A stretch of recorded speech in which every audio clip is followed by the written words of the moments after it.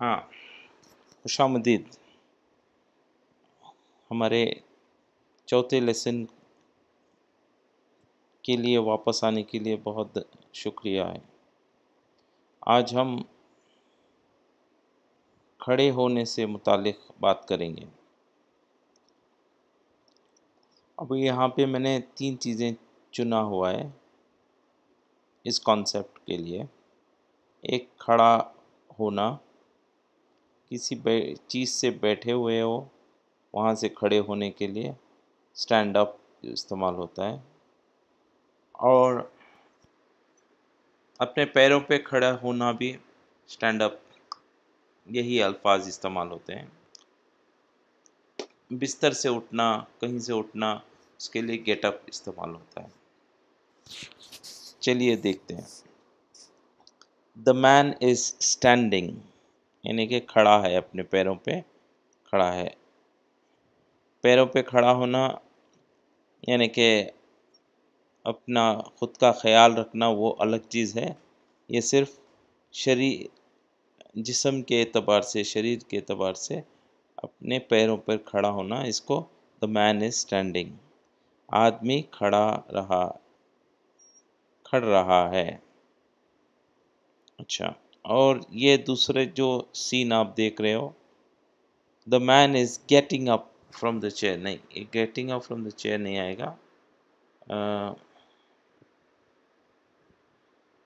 Okay, हाँ, इसके लिए अगर हमें ये बताना मकसद है कि ये अमल अभी कर रहा है आदमी, तो हम इस तरीके से कहेंगे, the man is getting up from the chair.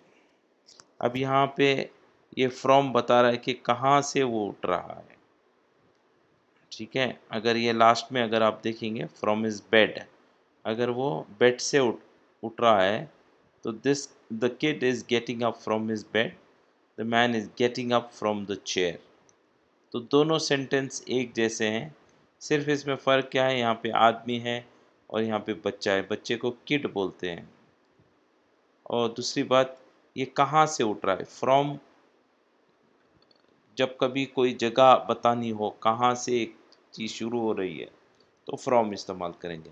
कहाँ पहुँचेगी, उसके लिए टू इस्तेमाल होगा। The man is getting up from the chair, तो चेयर से उठ रहा है, जबकि ये बच्चा बेड से उठ रहा है। आदमी कुर्सी से उठ रहा है, जबकि यहाँ पे बच्चा अपने बिस्तर से उठ रहा है। मैंने अपने नहीं लिखा हुआ है, मगर ट्रांसलेशन में मुझे ऐसा मिला, the kid is getting up from his bed. हाँ, क्योंकि हिज बेड लिखा हूँ ना मैं, तो इसके लिए ये हिज जो है ये यहाँ पे आया है। The kid is getting up from his bed, बच्चा अपने बिस्तर से उठ रहा है। अच्छा, उसके अलावा हम अपने पैरों पर, यानी कि खुद अपना ख्याल रख सकते हैं ज़िंदगी में, अपने अखराजात, अपनी उस चीज़ को, यानी कि किसी के ऊपर अपनी ज़रूरतों के लिए मजबूर ना हो, किसी के ऊपर मोहताज ना बने और ख़ुद मोहताज बने, तो उसके लिए स्टैंड अप का इस्तेमाल आता है। We need to stand up on our feet, यानी कि अपने पैरों पे खड़ा होना चाहिए, to be successful in life, ज़िंदगी में कामयाब होने के लिए। तो हमें ज़िंदगी में कामयाब होने के लिए अपने पैरों पर खड़ा होने की ज़रूरत है। तो वी नीड टू, यहाँ ज़रूरत जो है वो नीड का काम दे रही है। ठीक है, we need to stand up on our feet to be successful in life. हमें ज़िंदगी में कामयाब होने के लिए अपने पैरों पर खड़े होने की ज़रूरत है। तो ये खड़े होने से मुतालिक है। अच्छा, आइए अब ये देखते हैं कि एक अमूमन जुमला कैसे बनता है इंग्लिश में। जैसे कि पिछले एपिसोड में मैंने कहा था कि हर जुमला इंग्लिश में सब्जेक्ट होता है, एक वर्ब होता है और कम से कम एक ऑब्जेक्ट होता है। ऑब्जेक्ट ना भी हो तो भी कंप्लीट होता है, या फिर एक से ज़्यादा भी ऑब्जेक्ट हो सकते हैं। वो जब वक्त आएगा तो वो बताया जाएगा। तो सब्जेक्ट यानी कि मौजू, वर्ब यानी कि फ़ेल, और ऑब्जेक्ट यानी कि ख़बर। यानी कि आप क्या कहना चाह रहे हैं, इस मौजू के बारे में क्या कहना मकसद है। अच्छा, अब जैसे कि यहाँ पे बोला जा रहा है अब्दुल्ला इज़ ईटिंग चपाती। वापस से दोहराता हूँ, अब्दुल्ला इज़ ईटिंग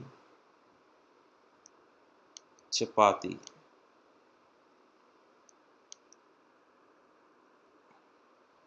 इस जुमले में 3 सवालों के जवाब हैं।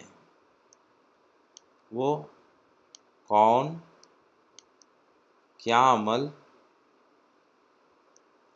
और इसके बारे में क्या। जैसे कि इस जुमले में 3 सवालात के जवाबात हैं। कौन, कौन सा अमल और क्या। हु इज़ ईटिंग, कौन खा रहा है, इसका जवाब Abdullah. What action is he doing, वो क्या अमल कर रहे हैं। इज़ ईटिंग, खा रहे हैं। व्हाट इज़ ही ईटिंग, वो क्या खा रहे हैं, चपाती। तो इतना आसान है ये। तो ये कौन खा रहा है, अब्दुल्ला। क्या अमल कर रहा है, ईटिंग, इज़ ईटिंग। क्या खा रहा है, चपाती। तो ऐसे अगर आप 3 सवालात को जोड़ेंगे तो इससे आपका एक जुमला बनता है। यहाँ पे मैंने एक एक्सरसाइज दिया हुआ है। Now you mention 3 questions answered in this sentence and mention them. My mother has cooked rice and dal. इसका मैं आपको उर्दू ट्रांसलेशन दे देता हूँ।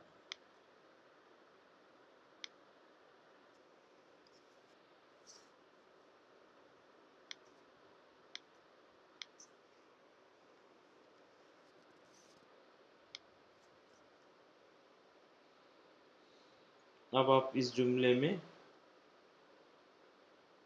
जवाब दें कि 3 सवालों के ज़िक्र करें और उनके तज़किरा करें, उनका तज़किरा करें। जैसे मैंने ऊपर दिखाया है उसी हिसाब से आपको करना चाहिए। तो इसको भी मैं ये कर देता हूँ आपके लिए। मेरी माँ ने चावल और दाल पका दिया है।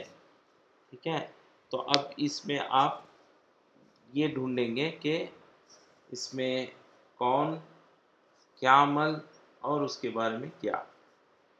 ठीक है, तो ये आप करें। इसी तरीके से एक 5 सेंटेंसेस आप बनाएं ताकि आपको इस चीज़ की अच्छी से समझ आ जाए। ठीक है, मिलते हैं अगले वीडियो में।